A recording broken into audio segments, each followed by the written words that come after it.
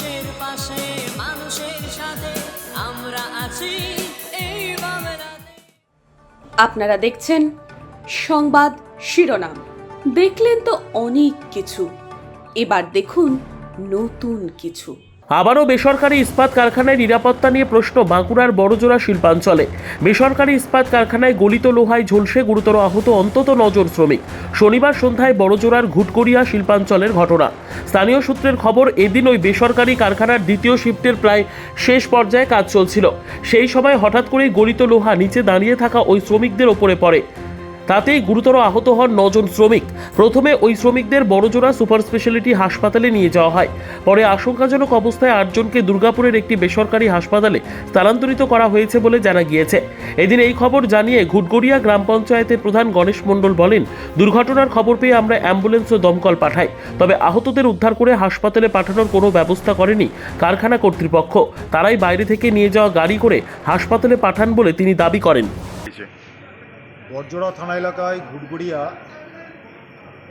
একটি স্টিল পার্কে, ওখানে একটি অর্জন Das sons and private limited যে কারখানা, এটি একটি লৌহ গলিত কারখানা, যা বার তৈরি হয়। সেই তরল যে লোহা, সেই তরল লোহা ভাটির থেকে ঝলসে যায়। সেই ঝলসে যাওয়ার ফলে ওখানে হঠাৎ করে আমরা খবর পাই যে আমাদের বেশ কিছু শ্রমিক ওখানে আহত হয়। আমরা সাথে সাথে খবর পাই যে ওখানে ভাটি বাস্ট হয়ে গেছে এবং আগুন লেগে গেছে। আমরা সাথে সাথে আমাদের লোকাল ফায়ারের গাড়ির ব্যবস্থা করে দিই এবং বাইরের থেকে অ্যাম্বুলেন্স সহ বা লোকালের যে সমস্ত গাড়ি রয়েছে তাদেরকেও খবর দিয়ে সাথে সাথে শ্রমিকদেরকে হাসপাতালে আনার ব্যবস্থা করি।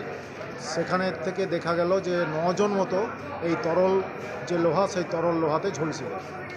এই ঝলসে যাওয়ার পর হাসপাতালে প্রাথমিক চিকিৎসা করা হয়। চিকিৎসা করানোর পর 8 জনকে আমরা বিবেকানন্দ হাসপাতালে পাঠিয়ে দিই এবং একজন এখনও পর্যন্ত বড়জোড়া সুপার ফিজিতে রয়েছে।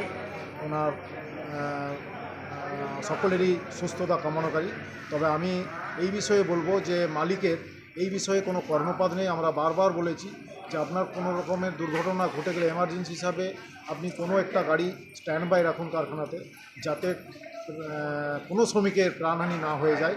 ওনাকে বারবার বলা সত্ত্বেও উনি কোনোভাবেই তার ব্যবস্থা করেননি। হয়তো আমরা খুব অতি সত্বর বাইরের থেকে গাড়ি পেয়ে গেলাম, পাঠিয়ে দিলাম, না হলে হয়তো অনেক 2-4 জন শ্রমিকের প্রাণহানিও হয়ে যেতে পারতো যদি তাদেরকে ঠিকমতো সময় এখানে না পৌঁছাতে পারতাম।